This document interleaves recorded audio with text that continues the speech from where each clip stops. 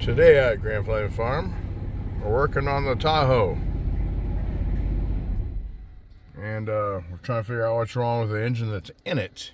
We have a replacement engine, but we thought we'd start this one up and see what's actually wrong with it. It all sounds good.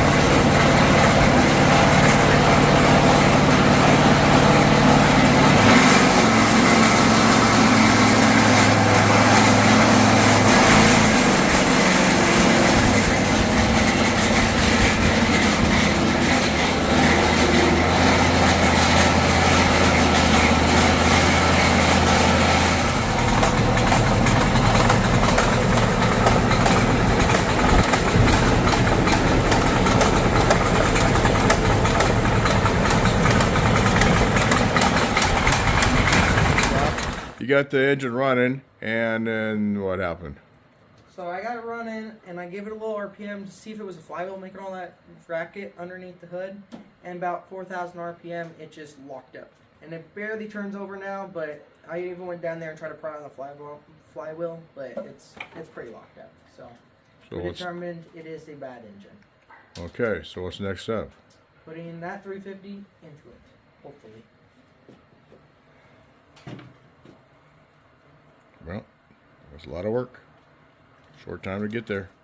Okay, Doc, what's happening now?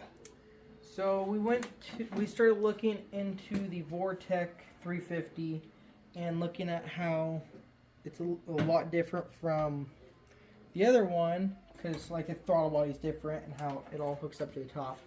And we found out by making a couple phone calls and Googling some stuff that the intake bolts on these are straight. They go straight down into the heads. And on the older 350s, they are at an angle. Technically, we could correct this with like drilling the Vortec intake at an angle and then put in like a little like triangle block piece in there to correct the angle of it. But I think what we're gonna do, since this engine's unknown condition to us, we're just gonna put a reman in this one and end up probably just selling that one or keeping it for a spare for the other truck. But we'll go ahead and still pull this one, get it all ready for the reman one, and then by the end of the day, it'll have a good engine in it. It'll be a good off-road rig or daily driver. Sounds great. Oh, that's cruise control. No, it is cruise control. Check this out. We got some extra help here. That's just, I don't know, surfing the floor with a creeper. Yeah. I guess that's what she came here to do. Okay, well, it's a few days later now. We're opted to just pull the Tahoe out of the shop because it's tying up the shop space for other projects right now, especially because we don't have that other reman in yet. And it'd just be a little bit easier to pull it later on. That way we don't lose most of the bolts and hardware and stuff. So then we're just going to pull it out and then wait for that reman to show up. Sounds good. I'll have to pull it with the Cherokee.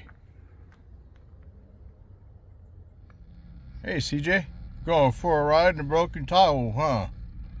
Yeah, I got to get that stuff fixed. Yeah. Okay. A little bit more before you push it forward. Tahoe is quite a bit heavier than the Cherokee that's pulling it. Alright, there we go. Okay, trying to push it in the spot with my hand, but it's too heavy. Use the tractor instead. Yeah, this makes it a lot easier.